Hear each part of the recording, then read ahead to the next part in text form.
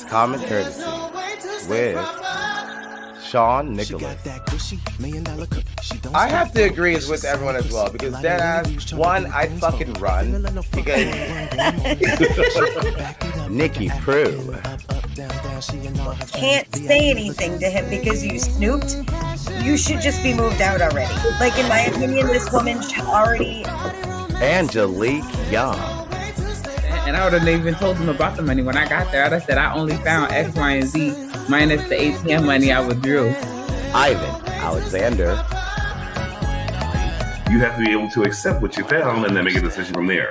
Don't go crying to Dear Abby about it or your friends. Make up your mind. Put the big red And Dr. Christina Palin. If someone like Britney Spears goes through something like this for 13 years where she's completely blocked. Yay! Everybody's all here. I'm so excited. It's Trans Awareness Week. We start off by talking about decriminalizing sex work. After that, a Connecticut school district is teaching elementary school students about the LGBTQ plus community. Is this too early? Then we get into our favorite topic, the video of the week. Find out what the internet has for us. All this with our special guest co-host, Brandy. This is Common Courtesy. Let's start the conversation.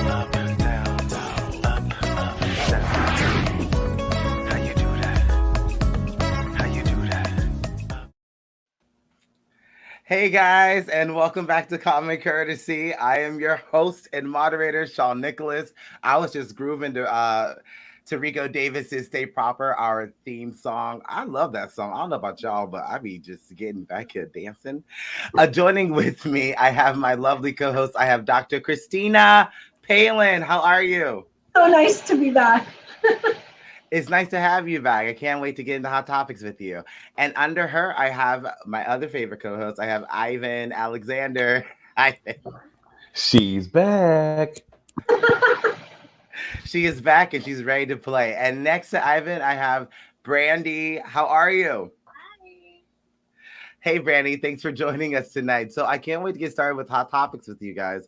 But first, I love watching TikTok videos and I love being thoroughly entertained. And this is a little something I found earlier this week. I just want to share it with you guys here.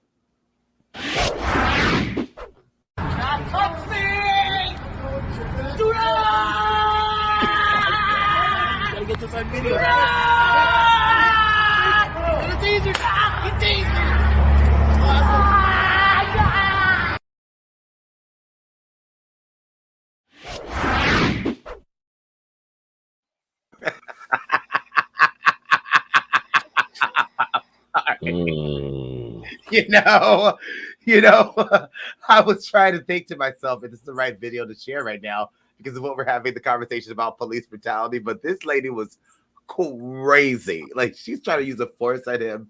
I just kind of want to go to you guys to see what you guys thought about that video. Dr. Palin, let me go to you. First, I have a question. So was she after that was a police? Yes. So, I mean, I don't know, just crazy. I mean, I don't even have words for it. I know how people think it's okay to act like that in public. Absolutely not. I have no idea why. Ivan, what do you think? In my opinion, he should have dropped her ass faster than that. I mean, she was possessed. I don't know what her problem was, what she was on, but yeah, all that. Nothing. Sorry. The first time your hand went out and those voices came out, you started speaking in tongues, you are down, baby. Sorry. Nope. Gotta go. Okay, and then let me go down to Brandy. Brandy, what did you think when you saw this crazy ass video that I found? So that reminded me of something I've seen at work before this one time. We've had some employees that are a little meh. But listen, I don't know whether she was giving a curse or she was using the force or what she was, but she obviously scared the poop out of him because he moved back for a second. And so it makes you wonder, like, okay, what was going on? What did he feel while that was going on? He tased her after the fact, but he moved back like he was scared. Like, am I going to get a curse? Like, what is going on, lady? And he must have felt some way. I don't know. I'm going to try that. I know it's not going to fucking work. I'm gonna try it. I'm like, get away from me! Stop! No, I just think that it just kind of goes to show you that police can choose, whether to shoot your ass or not. So it kind of goes to this, case. What happened to Jacob Blake back in Kenosha? We're waiting on the verdict of Kyle Rittenhouse. I just kind of want to ask you guys before we get into the big topics of the night of decriminalizing sex work. Kind of want to ask you guys, what do you guys think is going to happen? Do you think he's going to get off, or do you think he's going to suffer some penalties? I'm going to go to Dr. Palin since you weren't here last week. So I think they're going to find him guilty on the lesser offenses. I don't think they're going to find him guilty on the intentional one because, the one significant thing that they asked for was the video, which is very blurry, and they were able to kind of, I guess, find a higher definition of it. And I think that pretty much that's going to prevent them from acquitting him altogether. That's what I think. And then, Ivan, what do you think? Do you think it's going to be like, an acquittal, or do you think he's going to serve some time for intentional homicide? Oh, he's going down. Bottom line is he showed up at the wrong place at the wrong time, looking for trouble. He found it, and now he's going to pay the consequences for it. So, yeah, he's going down. It may not be 30 years. It may not be life, but he needs to get quite a few years what he did, definitely. Okay, and then Brandy, let me ask you, do you think he's going down, or do you think he's going to be serving time? I think that there might be two things. I think a mistrial based upon the video that they just received. I think there'll be a mistrial. And I also think that it could possibly be something where it's time served. I forget what it's called, but there was another case and they said, oh, we're going to give you this plus probation. I can't even think of what it's called, but I don't think that he's going to do time. I think they might even put him under a protection thing. They better. If he doesn't do time, they better protect his ass. Nothing personal. They've already called in the National Guard. They've already done, they're already preparing. They know this judge. They know everything he's throwing out. They know what's at stake. And I think the bigger picture here is the precedent that it sets for future trials. And right. It's good or bad because you could have vigilantes saying, okay, well, I'm just going to take, and you can deputize me, or I'm just going to go to this protest or go here or go there. And he wasn't on his property. He was like in the street. So it's like, okay, what's next? Are you going to be at Black Friday for Walmart, like making sure nobody steals an Xbox? Like, what are you going to do? Like, what are these people capable of? And that's a scary thought. But then also you think if he, does time served, how are other people going to take it? Like, okay, well, And we have to remember that it was, I believe, 3 white guys that he shot at and not people of color. So it's a very slippery slope on this one, but it does set a precedent. Right. And I don't know if it sets a slippery slope depending on, it doesn't matter if they were white or black. He shot someone. And I honestly hope that I'm not sure if he will receive anything. You know what I mean? Because I'm watching the trial and I see the judge he threw out that gun charge because it was an assault-off shotgun. The barrel wasn't long enough. The judge decided. So I don't know. It's up to the jury. But I think that Brandy's right that it will set a precedent on cases like this. To me, I see it as vigilantism. No matter if you saw something that you want to change, it is not your right as as a citizen to go out and, take justice in your own hands. And I think that the only reason why I think I would want to see him see some time is just for that reason. Because I don't want any more, because we saw what happened at January 6th, how more people are going to feel they can do that. All right, so let me get into our big topic. So we're talking about decriminalizing sex work, because I think this is very important, especially right now that we're seeing the times that we're seeing after the pandemic of COVID-19. So there's a lot of arguments for and against decriminalizing sex work. So I just want to show a news clip just to get us on track. Here we go. Lifting criminal penalties on anyone who sells sex, pimps who manage those sellers, or people who buy sex. It's called full decriminalization. Sex work is work. Last fall, the issue was at the center of an emotional hearing in Washington, D.C., with supporters making their case to lawmakers. These laws have done enough hurt and harm to last several lifetimes. It's time to bring an end to it. Others saying it's a bad idea. But decriminalizing and empowering those who exploit them is a misguided and dangerous policy. All right, so I want to go to the panel. I want to ask you guys, like, is this the time to to decriminalize sex work? Because like I've read in my research that the penalties that it really hurts the worker and not the buyer. You know, there's calls for full decriminalization, and there's partial decriminalization as well. So I want to go to you guys and ask you guys what you think. First, I want to go to Brandy. Brandy, what do you think? Should decriminalizing sex work be a priority, or is it the right move forward?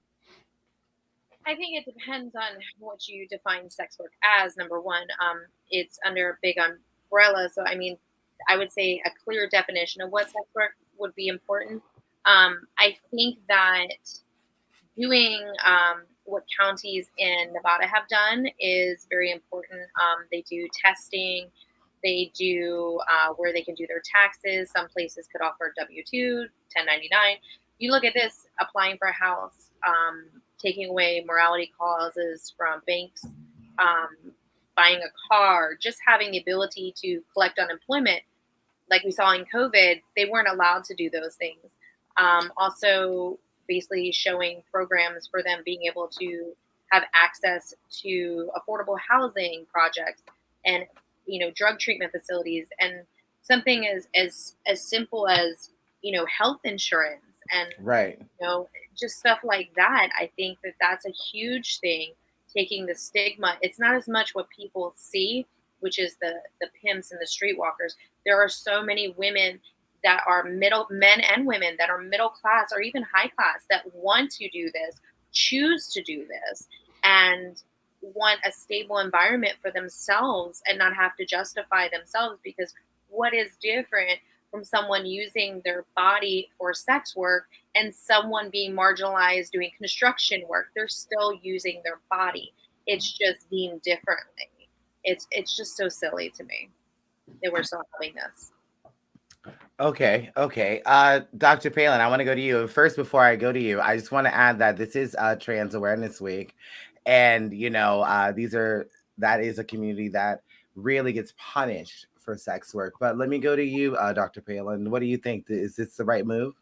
So, like, anytime that, we have a topic that involves like major societal issues, I always try to think and try to look into data about what the rest of the world is doing. Because for some reason, whatever topic, especially a societal, a topic that affects so many people like this, it seems like we're always back compared to the rest of the world. I mean, most of the world has decriminalized prostitution and have put the industry under a regulated, arm of the government, which is, I think, what should happen in the United States. So it's no different than saying, we're going to vaccinate you, or, vaccinations are, certain vaccinations that we get in order to go to preschool. Or it's no different than basically, having, giving you the right to practice medicine through regulated system. So I think that, especially that the activity itself can involve the transmission of diseases. I think it's entirely reasonable that it be controlled and regulated within the Department of Health, where people, be registered and be safe, and safe conditions be mandated in certain locations, and that people be able to, so long as they follow the criteria, be able to be engaged in such activities. So I am completely in favor of decriminalizing. I think that criminalizing sex work has had such punitive consequences, especially on minority groups such as the trans population in our society. And just like when we compare our criminal justice system to the rest of the world, we have insane punishment.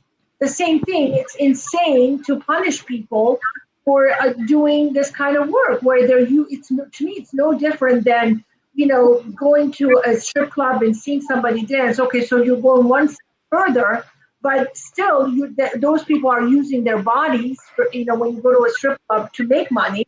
So why can't you use your body to actually go one more step and have intercourse, as long as it's consensual? So I'm completely for decriminalization. Not only consensual, but make some money. But let me go to you, Ivan. Ivan, what do you think? Do you Oh think? Lord. I got know. to laugh. I got to laugh because when Brandy said it's like construction work, that brings pile driving to a whole new level. I'm like construction work, sex workers. Okay, yeah, I can't go that much further on that. But I will say, like Dr. Palin said, okay, we legalize, we're decriminalizing marijuana. You know what? Make the money. Follow the money trail. If you're going to decriminalize it, make sure that it has safeguards in place so you're not giving everybody and their brother or sister some kind of disease. Make sure that there's different levels of it.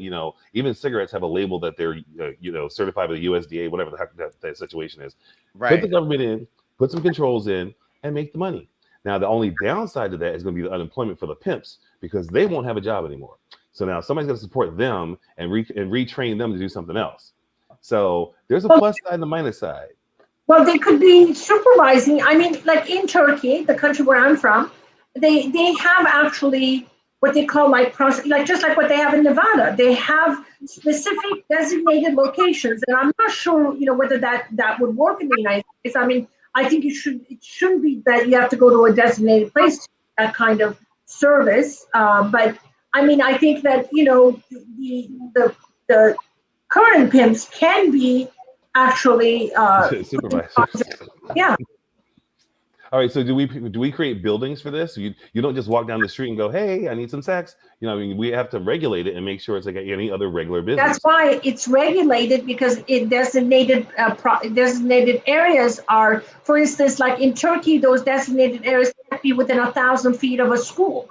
Gotcha. So it has to be in a certain area in the thing that is away from kids. So that's why. Regulate it. Give me a stock ticker for it so I can invest in it and let the pimps do their thing as management, and I'm good to go. Show me the money. I'm dead. You know what? I'm a progressive, I guess I have to admit that, because I don't think that the government should be telling us how to make our money because they're not giving us money. So I think that it should definitely be decriminalized, because we're in Florida right now. We're fighting to decriminalize, marijuana still. Medical marijuana is not decriminalized, but recreational marijuana is not decriminalized. But there's no difference between medical and recreational. It's the same shit, like you're still getting high. But I think that, yeah, shut up. But my thing is that it'll also bring down crime rates, because we're seeing that so much violence being taken against, especially the trans community and women, because they feel that, like, let's say one of the laws in America and Canada, I still believe is still a law, that if you have two sex workers in one building, they're working together and it's a brothel and it's illegal. So they can't really work together. This is dangerous work, because sometimes, I don't know, some people want different things in sex. I think that sex is natural. I think criminalizing it makes it a bad thing. And it's not, because sometimes, let's face it, sometimes, you may be dating someone that you can't give them what they want and someone else can. I don't know. Like, some people have relationships like that. But I don't think that, a broad spectrum of like criminalizing and penalizing these women or men, because gay men are also, workers as well. I think it's just the wrong move, because if you're gonna make someone comfortable saying that I was hurt, I was attacked by someone on the job, and even if it's prostitution, I think that getting rid of it is just the right move, because, I think that it will level the equal playing field. People buying sex, they have a lot of money, they have a disposable income, they can pay for this. I don't pay for sex. I have to go out and I don't pay for sex. I have to go out to a club and get drunk and shit, and and see what happens. But I think there's something else that comes to it, because there are a lot of states that still have given police the ability to have sex with a sex worker and then bus he or she after they've already had sex with them. And that was something that they stopped doing in Hawaii, but it was a big deal, or how they take the money, or, all these technicalities. And what you're doing is, a lot of these times women will get pulled over or, there's laws that if you have a certain amount of money, cops can take your money from you and say, oh, you were going to use it for illegal activities, sex, drugs. Oh, you're a prostitute. Oh, you're this. And you have to fight in court to get that money back. Right. And 80% of it can go to the police department. So there's sometimes craziness that happens. And so if we take one less thing away from them to be able to accuse somebody of, just like they did in Miami with marijuana, like if you're caught with a certain amount, they don't even care. They're like, we don't have time for this. There's people getting murdered. There's more crimes. That's something that we need to do. Stop incentivizing, people to get hurt and things to happen. And especially if they're just doing their own thing, like right. I was getting to that, like, about, that's the one thing as well, like getting rid of like the police like abuse, because police will definitely like coerce someone to sleep with them so they don't go to jail, because let me tell you, going to jail is bullshit. You got to pay all these fines and whatnot. It's all about the money. It's all about the money. So I mean, I don't know. I think that we all kind of see where it can work, it cannot. I can see where the human trafficking thing can come in, but I think that once you remove the crime aspect from it, it would lessen, criminal activity. But anyways, let's go to our next topic, unless anyone has anything else to say. I just want to say one more thing. I think that if you decriminalize, then the women will be able to come forward, or the victims of any kind of abuse will be able to come forward. A lot of times the reason why the criminal activity keeps going on is because women they know that they're engaged in illegal activities, so they can't make complaints about it. Yep. Right, so you can't say anything. Important for that reason, very important to decriminalize it. Yeah, you can't say shit. Like, they're like saying you're a criminal too. But anyways, I'm going to move to this next topic, because I found in Connecticut, in a school district in Connecticut, they're teaching younger students about the LGBTQ plus community, especially the trans community, and they call it social emotional learning. I kind of want to go to you guys to see is this the right way to utopia? I don't know why I'm getting tongue-tied, but I don't know. Is this the right way? Should we be teaching human beings younger about different communities that may not be portrayed on television in order to get them set for reality? Let me go to Dr. Palin. Dr. Palin, do you think this is the right way to go? What's the age group for this? Do you know? Well, this is actually going down to elementary. Okay. I mean, I think that it's important to be in sync with the, sign of times. I mean, we have a society now that, caters to the needs of many of, trans LGBTQ community. I think that to hide it and not to, come forward and educate our young kids about it is going to create more controversy in them and more inability to deal with various aspects of it. And I think that is in kind of a similar way when, you do not teach the kids and you're not upfront and honest about it, then when they're confronted with it, there's going to be more, untoward behavior and behavior that may not be acceptable. So I think that it's important to sit and to, allow the kids to understand that, different people are differently. They like different things. Some people like, same sex. Some people like opposite sex. So I think that I'm for it. Okay, and then Brandy, what about you? What do you think? Do you think teaching people about the community early, does that help the community, or does it? Because there's this thing I forgot to throw out there. There's this thing that when we think about our gay trans community, we always think about sex, and if that's included.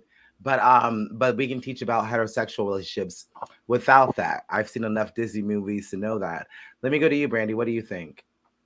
I think that the one thing that was a little off to me was that they were not allowed to opt out. And I know that in sex ed that a lot of parents have that ability to opt out. So I think forcing it is probably not the way to get it in there first.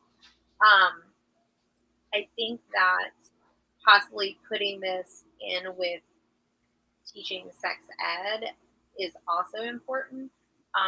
Only because they're teaching that younger and younger and younger, not only for the ability to know about sex in general, but if someone were to harm you, to know what our body parts are and how to, tell someone of authority. different things. I think teaching gender neutral terms are important.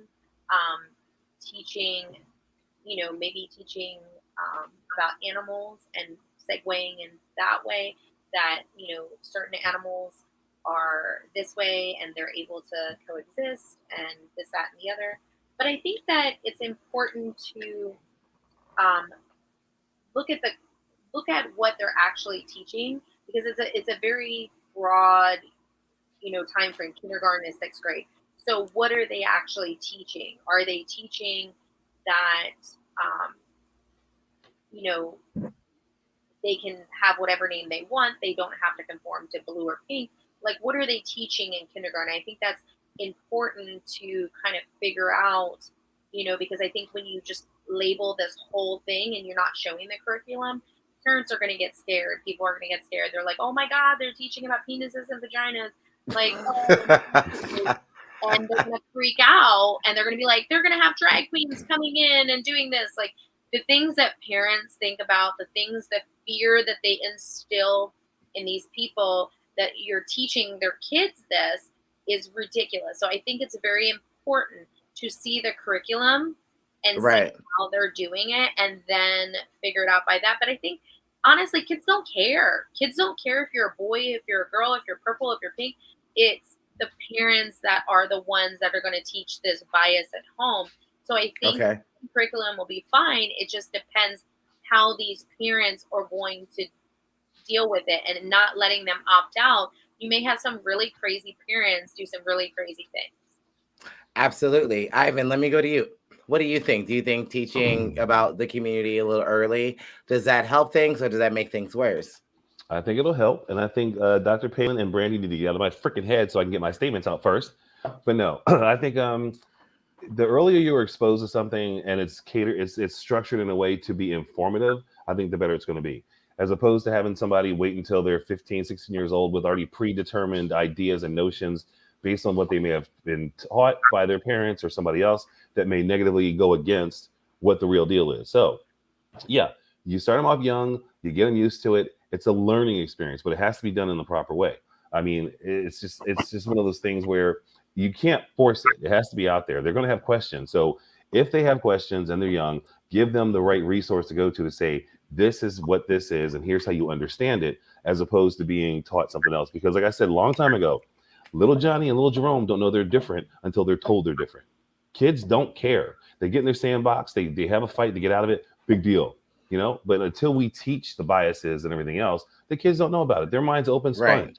So give it to them when they're young, let them formulate their opinions, let them be who they are, let them experience it, and then say, I know right from wrong, and what you're saying over here is wrong. I learned it this way, this is right.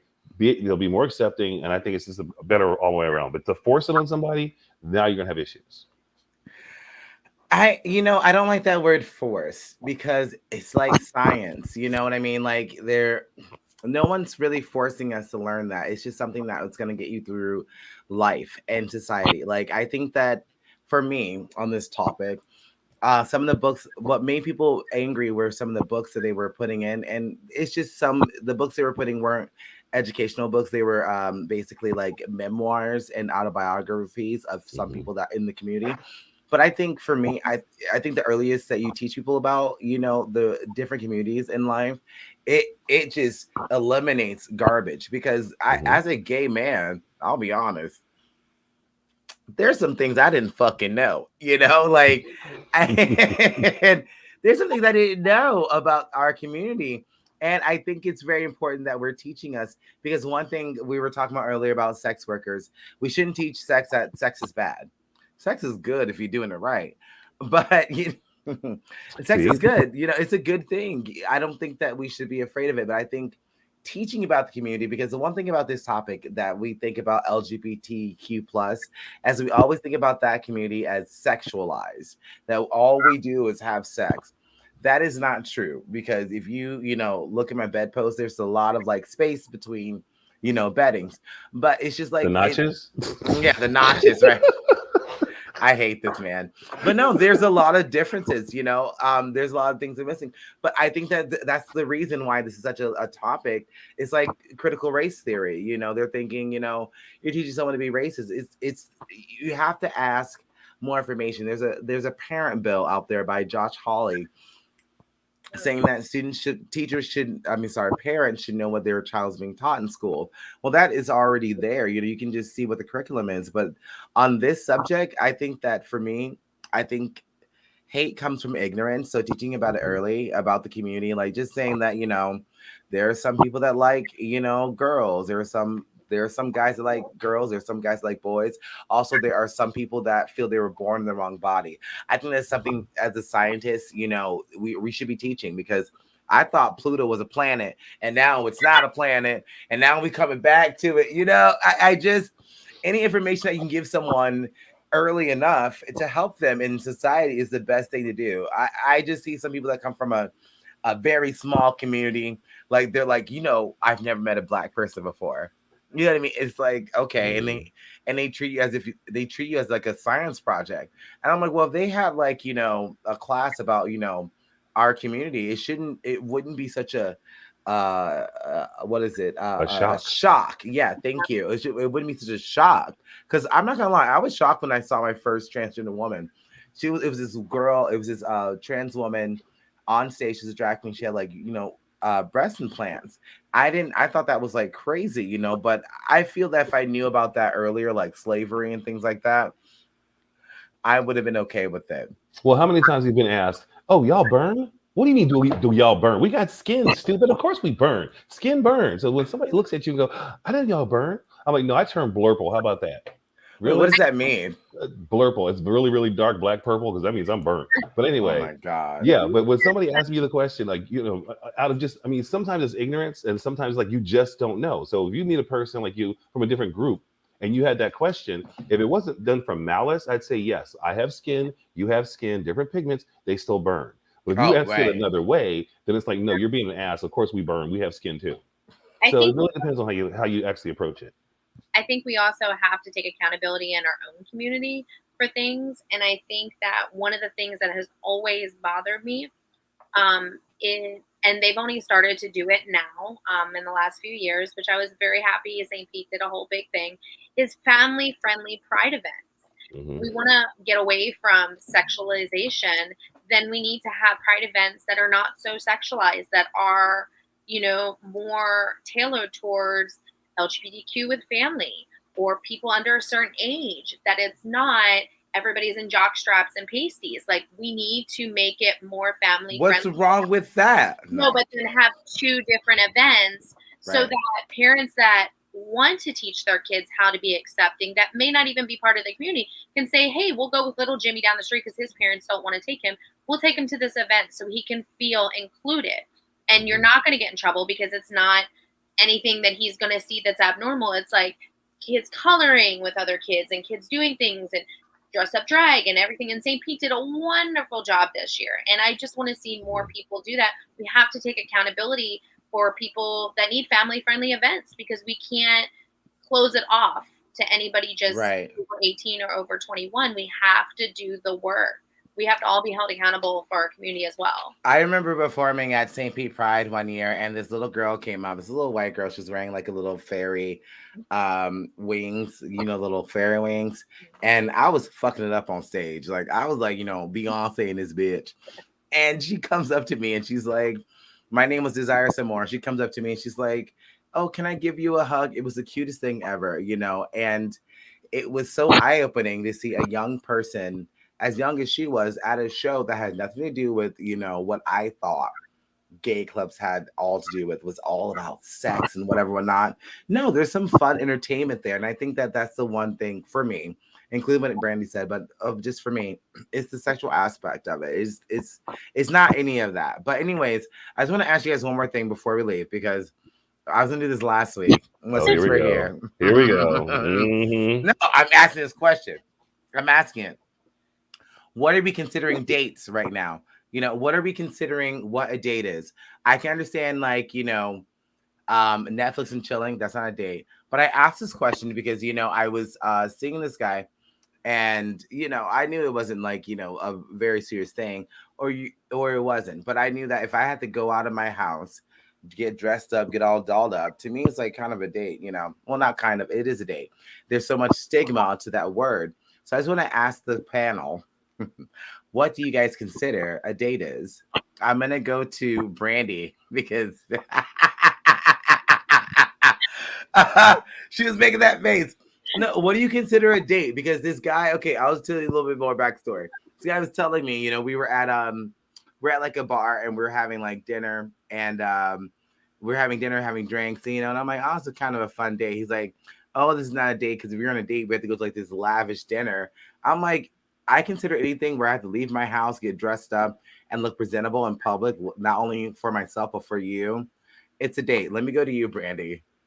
I think number one, that Hollywood has messed it up for all of us and have expectations that are just not there.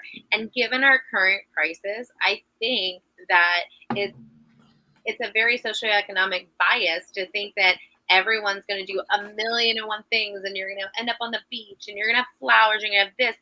That's great. Some people don't even like that. Like for me, I feel as though when you want to take me to dinner, it doesn't have to be anything great, like not McDonald's, obviously, but it can be just a very simple place, whatever. It's just you and I, and we go, and we can go to a movie after, or we can just go to dinner, or, we can go bowling afterwards. I don't care. But like me and my partner, like she always continues to date me throughout the relationship. She always buys me little presents. She always takes me to dinner. She does sweet things for me. Like she doesn't forget to date. And that's important to still do in a relationship or not a relationship. You have to make the other person feel special. So I think a date is anything that makes you feel as though the other person is thinking of your needs first and is trying to do what they can rather than just the normal everyday thing you would do with your friends. It's something. And a lot of times for me, yes, it is the other person paying for it because I want to be treated in that very moment like I'm a princess. And that's just me. That's my personal thing. I think that, yeah, if you have it set up to where you guys go Dutch, whatever, to me, that's not a date. That's more an interview, and or a friendship or whatever. And that's fine. And I take my girlfriend on dates too, and I pay. And she's like, did I do something wrong? Why are you paying? I was going to ask that question. I do it, and I buy her diamonds. Don't let it get twisted.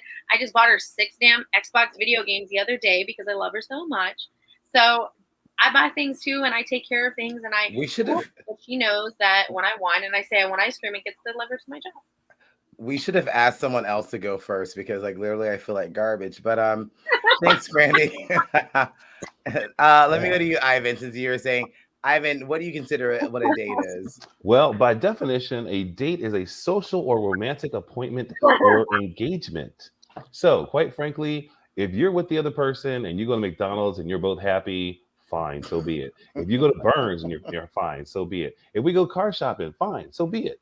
Now, a date is the interaction between the two individuals at that point. Now, in the same respect, the way you date them is the way you better marry them, because if you don't, they're going to leave your ass. So I'm just saying. Brandy has it right where you date. If you date all the time, the way you date them is the way you marry them. If you met me buying me stuff, I expect throughout the marriage, you keep buying me shit. Okay? If you didn't, I'm not going to expect it. So if you do something, it's going to be a little bit more, okay, wow, that's great. In the same respect. Brandy and I would never date because she already told me earlier we're going Dutch. So that's not a date for her. But anyway, that's just a friendship meeting. So yeah, the way you date them is the way you marry them. And what you did in the beginning, when you stop doing the little things you did in the beginning, that's when the person goes someplace else to get what they were getting before. Dr. Palin for some therapy. Yeah, I think there's something wrong with you too. Let me go to the way Dr. you date them is the way you marry them. Point blank. I agree with that. Let me go to Dr. Palin.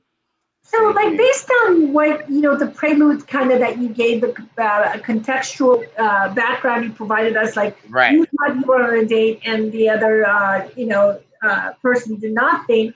I did. I'm like, we're sitting there having, like, a couple of beers, some dinner, whatever, not. And I'm casual. I like going to the big, extravagant things.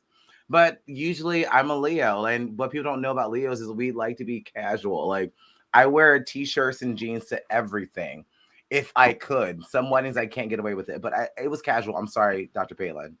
It's okay. So what I'm saying is that I think the definition of a date is when it's consensually defined and not, it could be, as long as, it was understood that that was aid for the purpose of some, inquiry and, and furthering of a romantic relationship, then it's a date. Exactly. So that's how I see it. I don't think that it's defined necessarily whether, one person pays or another person pays. Although I agree with Brandy, most of the time, as a woman, and when I go out with my boyfriend, I just kind of don't even think about it. He pays, but there are other things that I do that he expects me to do as a, in the role of a woman in his life. So it's kind of like a, give and take. So I think that, I think that it's a date when you both understand that there's a romantic relationship to be uncovered.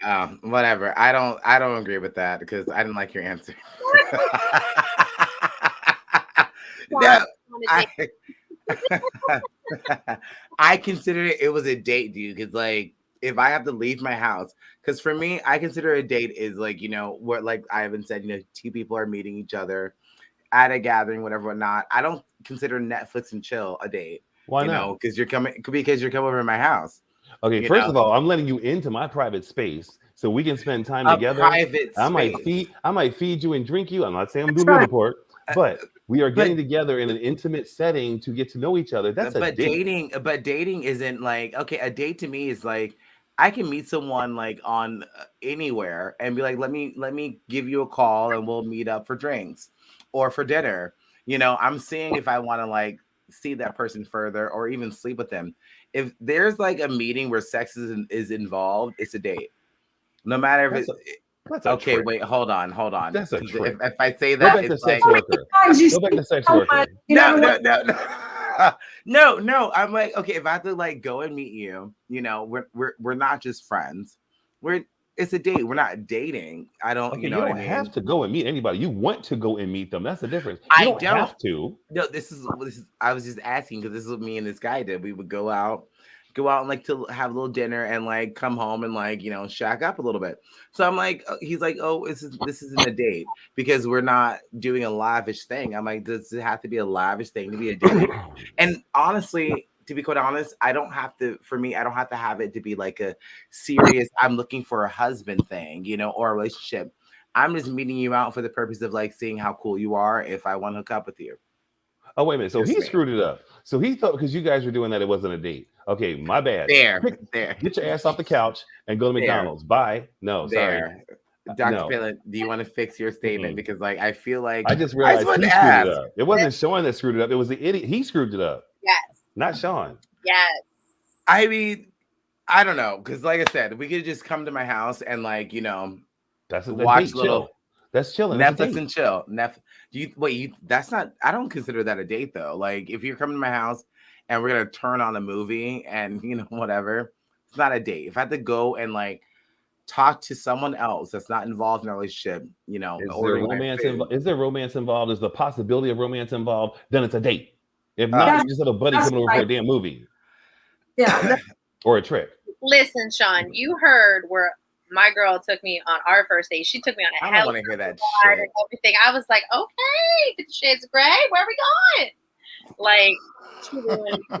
If we ever broke up, she ruined it for everybody else. I hate you. Like a princess. I don't know what I do.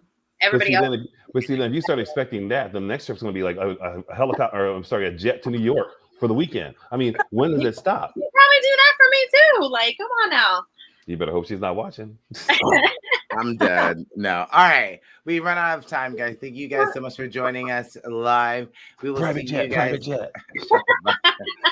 Thank you so much. And if you're watching the replay, thank you so much for that as well. Thank you so much for joining us. We will see you guys not next week because it's Thanksgiving. We'll see you the week after next because when we go to December, we're going to have a lot of live singers coming on singing Christmas carols. Thank you so much, guys. Bye. See ya.